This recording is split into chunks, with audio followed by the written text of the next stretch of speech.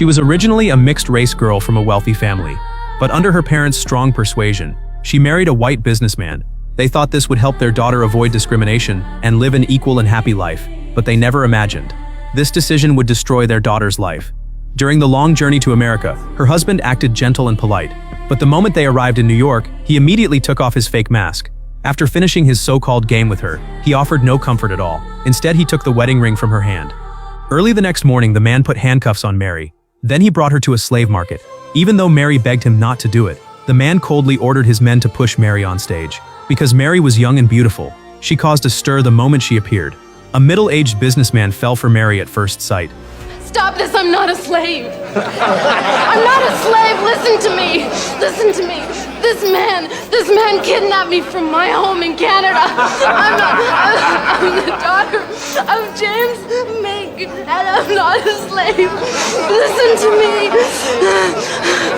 I'm not a slave. Move her down in the bidding. I'm not a slave. The girl's desperate screams sounded like a joke to everyone watching. Just as the man threatened Mary to behave, the middle-aged businessman stepped in to stop him. When the man tried to drag Mary back for auction, the businessman offered $2,000 to buy her. Although that was far above the man's expectations, he still pushed the price to $3,000. But unexpectedly, the businessman paid without hesitation and bought the poor Mary from him. My father will kill you for this. Be good to your new master now, Mary. The businessman brought Mary to a plantation. She thought her life might finally get better. But when the man's wife heard he bought a young girl, she instantly felt threatened. The housekeeper brought Mary to the slave quarters and warned her not to try escaping. Thankfully, there was a kind old woman there. She gently comforted the poor girl. But Mary, who grew up wealthy, did not even know how to peel a potato. When the old woman checked her hands, she realized Mary's soft skin could never belong to a slave.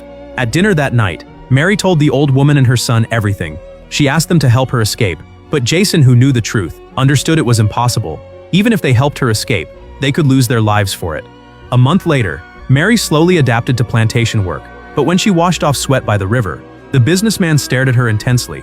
Mary instantly knew his intentions were dangerous, so she tried to escape quietly that night. But Jason woke up and stopped her. He reminded Mary that no one ever escaped, and he still carried a scar because of it. Since running wasn't possible, Mary came up with another plan. She sneaked into the man's room at noon to steal paper to write to her parents. But the man suddenly walked in. Mary quickly lied, saying she wanted a book from the shelf, trying to look generous. The man stuffed the book into her pocket. We'll let this be our little secret. That night, Mary wrote a letter begging for help, but the problem was how to send it out. After watching for days, Mary noticed the mailman came every Wednesday. Jason couldn't stand seeing her lose hope, so he chatted with the mailman naturally, then slapped a nail onto the horse to cause distraction.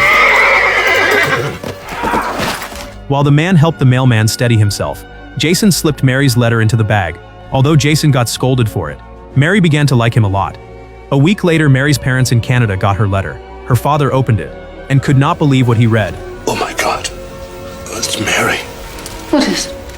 What's happened? Oh my God. Oh no. No, this can't be true. James, tell me it's not true. Son of a... No, it's a mistake. It must be a mistake. That is Mary's writing. It's her. Oh, Jesus, Mary and Joseph, what are we going to do? I'm going to have to go and get her. I'm going to bring her home safely, and when I go back, I'm going to hunt that bastard down. I'm going to kill her. No, wait. No, we have to talk. Step, I got her into this, and now I'm going to have to get her out. No, we're both to blame now. No. Listen, we have to find someone to help us. No, someone will help us, please. The next morning, they went to a trusted official, but when they asked for help saving their daughter, he made excuses and brushed them off. That night, the father cried, missing Mary. Knowing his decision caused her suffering. After thinking deeply, the couple decided to go to New York themselves. But before they left Canada, they were stopped by the local police chief, because black people were not allowed out at night. Luckily, Ron was respected locally. He stated his identity, and they were let through. But when they reached the train station, Ron tried to use his status again, and a worker pulled out a gun. His wife quickly claimed Ron was her slave, and avoided disaster. After many obstacles, they finally boarded the train to New York. But in such a dangerous and racist place, could they really save the helpless Mary? Meanwhile, Mary is still living under the creepy manor owner's shadow. This guy constantly finds random excuses to harass her whenever he gets the chance. Super focused on her work, Mary totally fails to notice the owner creeping up and secretly touching her shoulder, making her flinch so hard she straight up slices her own finger. But what she absolutely never sees coming is, the creep actually tries to suck the blood right out of her wound. This disgusting scene makes the boy nearby literally want to look away. Feeling sick to her stomach, Mary quickly snatches her hand back. Don't you ever touch me again. I think you're forgetting who I am. I paid a great deal of money for you. I'll do with you as I please. Mary thought she was doomed to live the rest of her life in this total humiliation, until one afternoon when she gets suddenly called out to serve a super VIP guest. She wondered why the guest had chosen her, but when she saw the white lady inside the room, she was so shocked she dropped the pastry in her hand. Because the woman in front of her was her mother, she had not seen for years. But to avoid raising suspicion from the owner, her mother had to pretend not to know her. And when Mary returned to the slave quarters, she also saw her long-lost father. At that moment, Mary let go of all her strength and turned years of pain and suffering into tears. Now the problem before them was how to safely take Mary out of the plantation. Mary's mother disguised herself as a wealthy businesswoman and negotiated with the owner to buy the land. This quickly gained the owner's trust, and he allowed her to stay for several days to investigate. Late at night, Mary and her father discussed their escape plan. When her father suggested escaping by carriage to reach the station faster, Jason, the slave who liked Mary, argued, telling them to flee through the dense forest. Only then could they shake off the owner's pursuit. But Mary's father dismissed the idea. He even looked down on the young man of the same race. A week passed quickly. Her father wandered around daily disguised as her mother's driver, all to better understand the plantation layout. But that day, a housekeeper suddenly entered the stable he stayed in. Her father immediately panicked, because the stable held luggage that did not match his identity. He attacked the housekeeper while he was unprepared.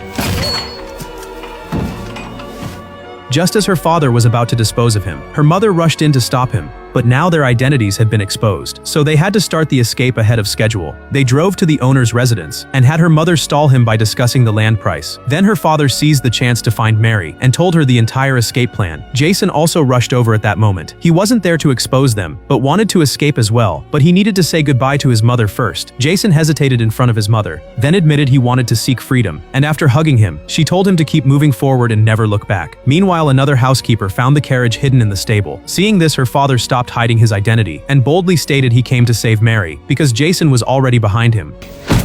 When the housekeeper regained consciousness, he saw the carriage about to leave the plantation. When he finally caught up and stopped it, he found the carriage completely empty. Meanwhile, Jason had already taken Mary out of the plantation. They met up with the friend her father arranged. After covering them with a tarp, they continued their escape. While her mother and the owner finalized the land price, a housekeeper rushed in reporting the slave escape, and the couple used the chaos to escape the nightmare plantation. After some time on the road, the family no longer had to hide their identities. They held each other and cried, but they still could not relax. The owner hired someone to track them, paying a high price for a detective. The family drove desperately through the forest, but the pursuers traveled lightly, so the gap kept shrinking. Then a sudden stone on the path made Mary fall off the carriage. When her father picked her up, the pursuers had already arrived. He told his wife to leave first, then carried Mary into the forest. The pursuers split into two groups to chase them. When her mother reached the riverbank, their contact had been waiting, and the pursuers could only retreat. But what Mary never expected was that one of the pursuers was her deceitful husband. Her father already hated this man deeply. While talking to him, he grabbed the gun from his hand and unleashed his pent-up anger. Son of a... Daddy, stop! Stop!